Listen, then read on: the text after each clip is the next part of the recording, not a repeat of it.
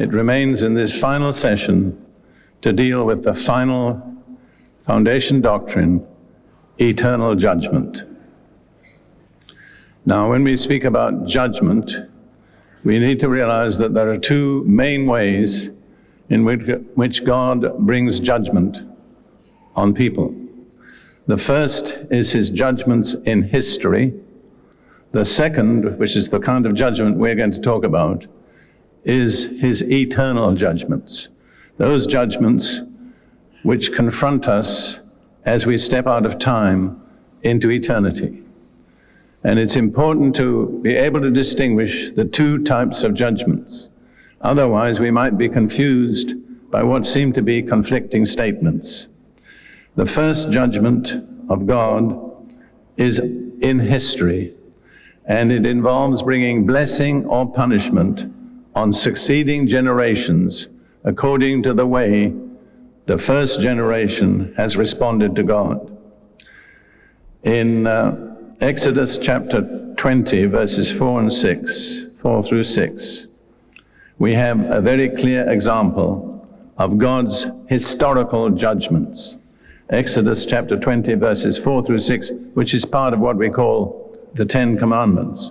God says, "You shall not make for yourself any carved image or any likeness of anything that is in heaven above, or that is in the earth beneath, or that is the water under the earth. You shall not bow down to them nor worship them.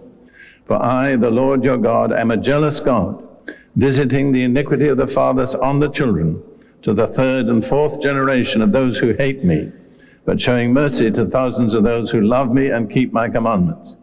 We see there that the sin of idolatry, which is the greatest of all sins, carries with it a judgment that extends to the succeeding 3 or 4 generations.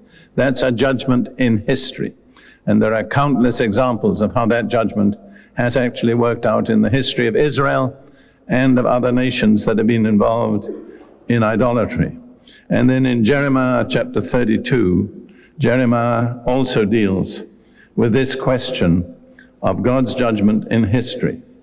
And in a prayer that he prayed to the Lord, Jeremiah 32, verse 18, he said, "You show loving kindness to thousands and repay the iniquity of the fathers into the bosom of their children after them. The great, the mighty God, whose name is the Lord of hosts." So again, Jeremiah says God repays the iniquity of the fathers into the succeeding generations. Now this is again a judgment in history, in time. This also applies to God's blessing on the righteous. In Psalm 103,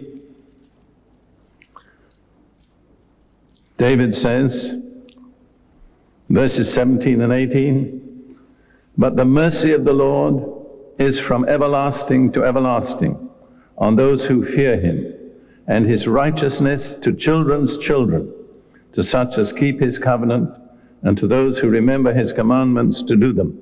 There is a promise of God's blessing and righteousness to children's children, to succeeding generations.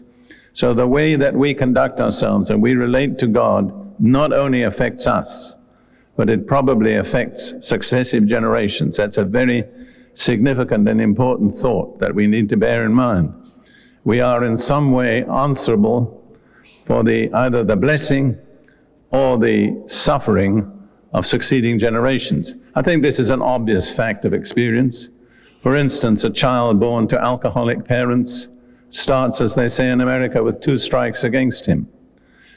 It's not his fault, but the judgment of God on those parents will naturally filter down through succeeding generations. Now, we need to say that, but we need to add there's a different kind of judgment of God, which is what the writer of Hebrews calls eternal judgment, which is judgment that affects our destiny in eternity. And there, the principles of judgment are completely different. These are stated by Ezekiel, or by God to Ezekiel, in chapter 18, verses 1 through 4. Chapter 18, verses 1 through 4. Ezekiel is speaking. He says, "The word of the Lord came to me again, saying, what do you mean when you use this proverb concerning the land of Israel, saying, the fathers have eaten sour grapes, and the children's teeth are set on edge. You see, that's saying the children are suffering for the sins of the fathers. As I live, says the Lord God, you shall no longer use this proverb in Israel. Behold, all souls are mine. The soul of the Father, as well as the soul of the Son, is mine. The soul who sins shall die. Now, we're not talking about historical judgments. We're talking about the judgment of every individual soul as it steps out of time into eternity.